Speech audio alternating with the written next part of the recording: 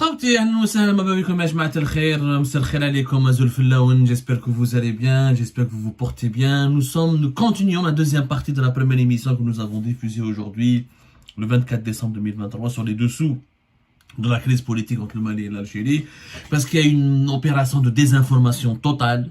Et je vous avais prévenu, comme je l'ai expliqué dans la première partie, que la presse algérienne affiliée au pouvoir algérien va lancer une campagne de dénigrement et d'attaque pour accuser les autorités maliennes d'être à la solde du Maroc et des puissances hostiles à l'Algérie, ou qui vont dire qu'il y a un complot contre l'Algérie, etc. Alors que la situation est beaucoup plus complexe que cela.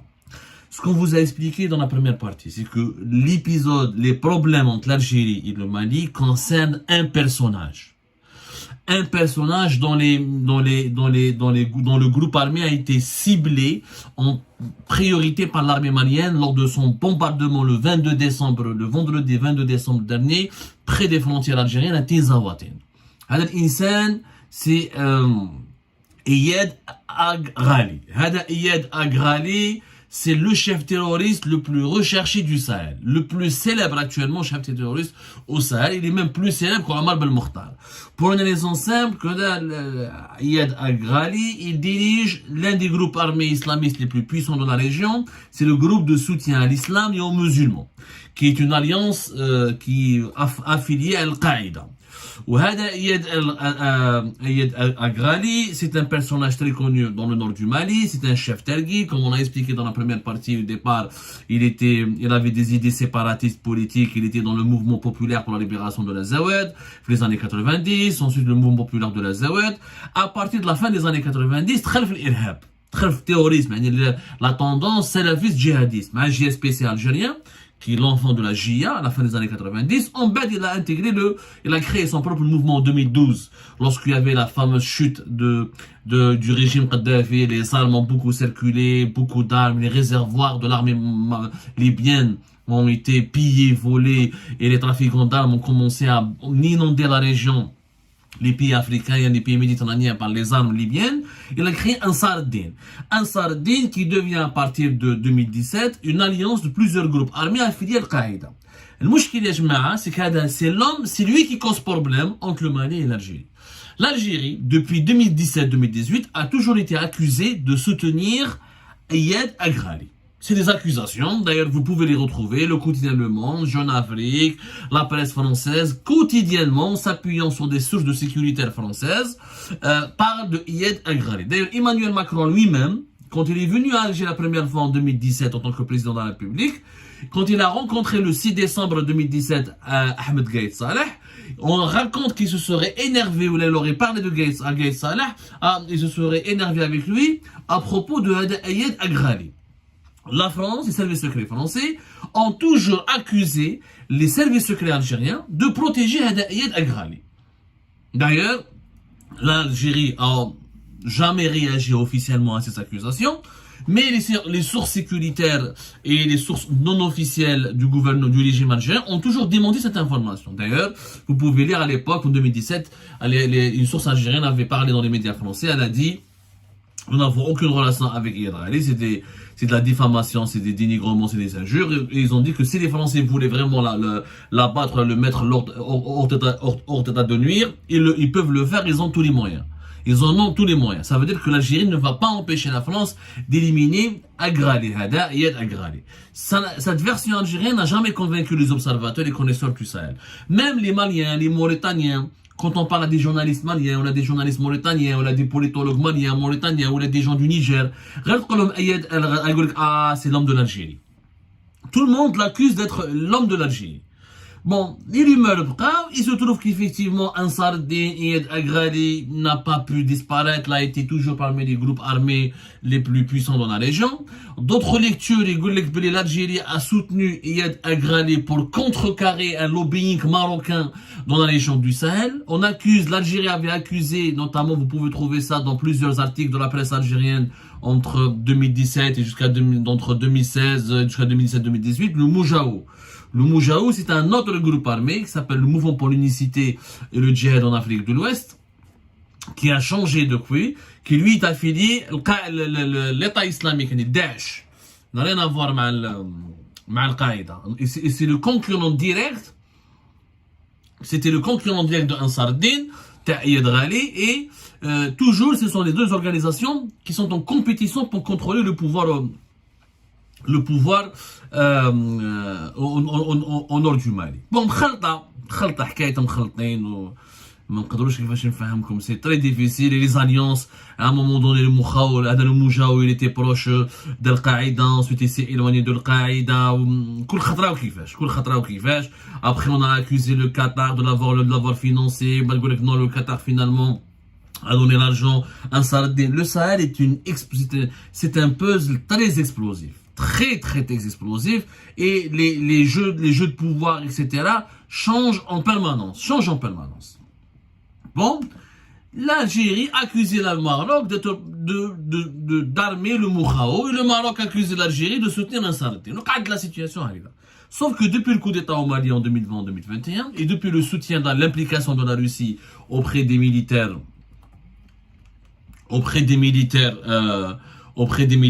maliens, et que maintenant l'armée malienne, les FAMA, ont des drones, ont des avions, des moyens militaires, les Wagner, il y a des professionnels de la guerre qui sont les Wagner, les Russes Wagner, accompagnent l'armée malienne se sent en force, et elle a voulu récupérer le territoire et lutter contre tous les groupes armés, que ce soit des groupes terroristes ou des groupes rebelles touareg. Le mouchkil, c'est qu'en février 2023, il s'est passé un événement dangereux. واش صرا 2023 هذا février 2023 هذا إياد أغرالي a voulu, puisque c'est un notable Tergui, etc., a voulu donc convaincre les autres mouvements touareg rebelles qui ne sont pas des mouvements terroristes. C'est-à-dire qu'ils ne sont pas affiliés à l'idéologie terroriste radicale, ils ne veulent pas fonder la charia ou la République islamique. Eux, ils voulaient défendre l'indépendance du pays touareg, de la Zawad. Il les a convaincus pour faire une alliance. Pour lutter contre les militaires maliens et pour lutter contre l'État islamique au Grand Sahara, qui lui il est affilié à Daesh. Et donc il y a eu des connexions. Les connexions ont été confirmées. L'AFP, des sources maliennes, pas mal de leaders de groupes armés rebelles touareg qui sont signataires de l'accord d'Alger en 2015.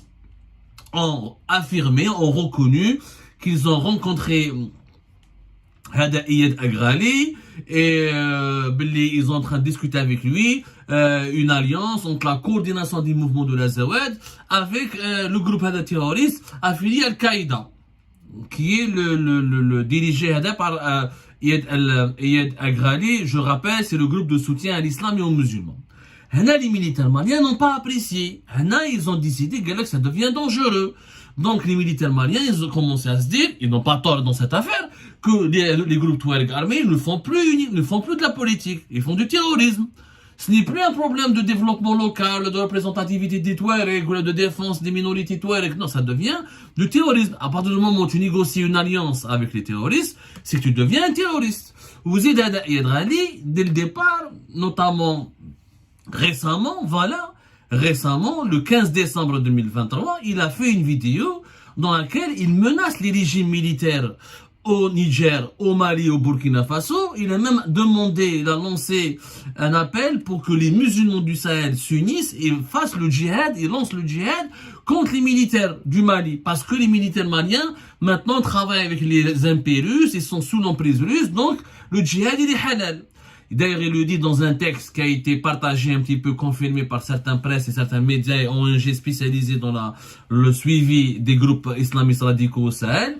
Il dit par exemple, le leader Iyad Agrali, il dit les ennemis pour lui c'est l'armée malienne, qu'il décrit comme une armée de l'apostasie, ce qui veut dire qu'il estime que ce ne sont plus les musulmans. Donc il faut lancer le djihad contre l'armée malienne qui maintenant travaille sous la coupe de, on appelle ça, les Russes.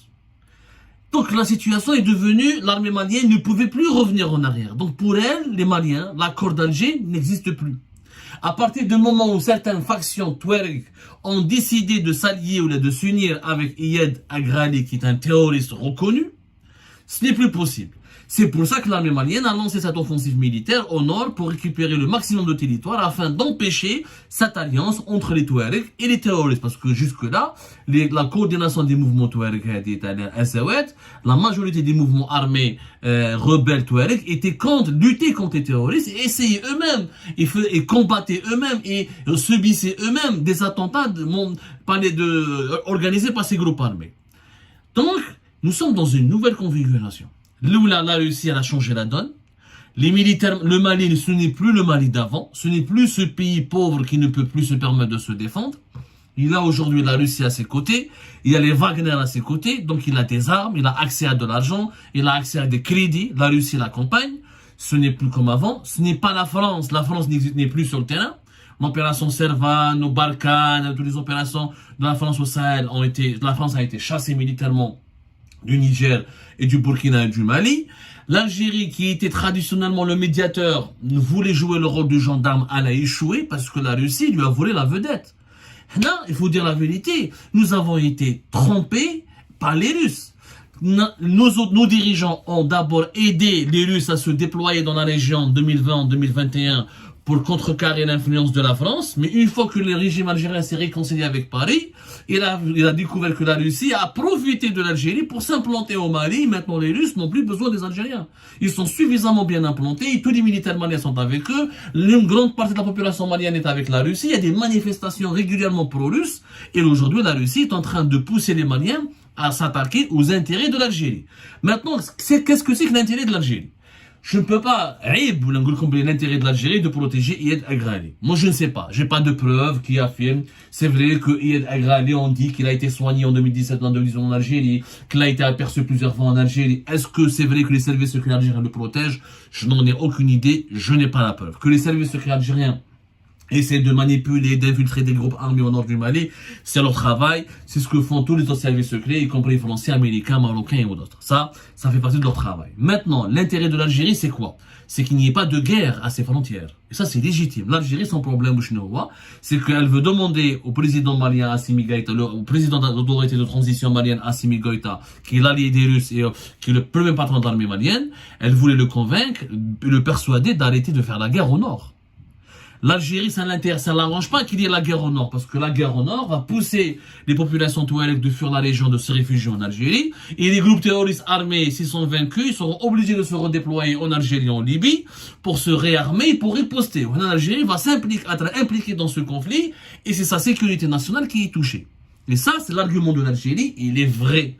Il est totalement vrai, il est légitime. L'Algérie, déjà nous avons un problème avec le Maroc, déjà nous avons un problème pour sécuriser nos frontières avec la Libye, il faudra un effort immense. L'accord de paix d'Alger permettait à l'Algérie d'être soulagée et de se protéger contre une menace qui proviendrait du nord du Mali. Mais si les groupes Touareg, les Touareg algériens, ou les Touareg algériens voudront soutenir les Touareg maliens, tout les un bourbier. Et là, le territoire algérien pourrait devenir une cible pour ces groupes armés, ou là, un terrain de redéploiement. Et l'Algérie a extrêmement peur de ça. L'Algérie contrôle ses Touaregs, mais elle ne peut pas contrôler ses Touaregs, les Touaregs maliens et les Touaregs du Niger. Surtout les Touaregs maliens qui sont hyper armés. Il y a une dizaine de mouvements armés. La coordination de l'Azawad. Il y a une dizaine de mouvements d'armés. Chacun a des chefs, chacun a son propre général. Donc l'Algérie, c'est légitime. Mais du point de vue malien, on accuse l'Algérie de vouloir abriter. Donc l'Algérie est accusée par les autorités maliennes de ne pas livrer Iyad Agrali et d'abriter les bases de Iyad Agrali et les bases du mouvement des groupes armés d'Al-Azawad qui veulent s'allier avec Iyad Agrali. Et c'est ça la crise là. Donc, ce qu'il faut faire, c'est que l'Algérie doit absolument prendre ses distances par rapport à Iyad Agrali. Si elle peut l'arrêter, l'interpeller, le neutraliser, ça serait bien. D'autres observateurs disent que ce serait jamais possible parce que Iyad Agrali, c'est vrai que c'est un terroriste, mais il joue un rôle stabilisateur. Il a joué un rôle important dans les médiations, dans le dialogue, pour la libération des otages. C'est quelqu'un qui compte, il est dans la région. C'est un terroriste, mais c'est quelqu'un qui a de l'influence. L'Algérie, elle est partisane d'une négociation avec lui. Elle n'est pas d'accord avec sa neutralisation. L'Algérie veut un processus de réconciliation, comme il a été fait en Algérie, les années 80, dans la décennie noire. C'est que les groupes armés, que ce soit terroristes ou non terroristes, ils négocient avec le pouvoir malien, ils hattent les armes, ou ils bénéficient de certains avantages politiques pour amener la paix. L'Algérie n'est pas d'accord. L'Algérie pense que si on élimine Iyad Agrali, ses partisans vont s'énerver, ses tribus, ses Touaregs vont le remplacer par un autre chef et la guerre va se prolonger.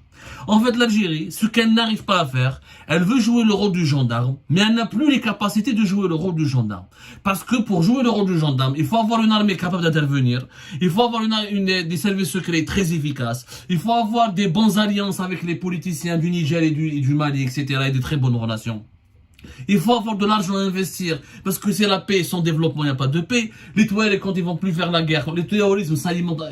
Quel est le carburant du terrorisme dans le nord du Mali? C'est la sécheresse, c'est la famine, c'est la disette, c'est la pauvreté, l'extrême précarité. Donc, l'Algérie, si elle veut imposer son rôle de gendarme, elle doit investir, elle doit avoir des services de sécurité très puissants, une armée très puissante, et elle doit convaincre les dirigeants maliens que sa feuille de route est la plus efficace. Or, les dirigeants maliens, mais je vous dis, la feuille de route de l'Algérie c'est plus la plus efficace. Les Maliens, donc, alors, les Russes, donc, c'est les Russes qui ont fait un bébé dans le dos, qui ont poignardé l'Algérie dans le dos. Parce qu'ils disent aux Maliens, allez-y, on vous finance, on va reconquérir tout le territoire, on va tout contrôler, et on va éliminer tous les groupes. Pourquoi? Parce qu'il y a des ressources minières dans le nord du Mali, y compris des ressources pétrolières que les Russes veulent s'accaparer, ils veulent les posséder. Mais ça, on laissera cet éclairage pour une autre vidéo, une autre émission, puis je ferai encore plus les dessous très complexes de ce puzzle géopolitique au nord du Mali et à la frontière algérienne.